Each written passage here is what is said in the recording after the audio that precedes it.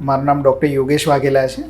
આજે અમારા પેશન્ટ રમીઝ પઠાણ સાથે વાત કરીશું. રમીઝભાઈ અમારી જોડે સારણગાંઠ કે હર્નિયાની તકલીફ સાથે આવ્યા હતા.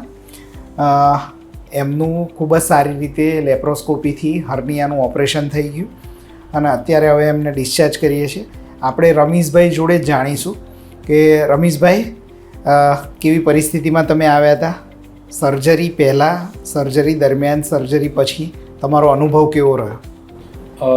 પહેલાં તો પ્રોબ્લેમ હતો, થોડું લાગતું હતું અને મને બીક પણ હતી વસ્તુની કે આ કેવું હશે અને શું છે, કારણ કે અને આ લોકોનું સાંભળેલું બી હતું, પણ મને સારું ગાઈડન્સ મળ્યું અને કીધું બી કે નરોડામાં ધી બેસ્ટ હોસ્પિટલ છે, even faculty is also it's good and I really realise that કે ઇટ ઇઝ ધ ટ્રુથ.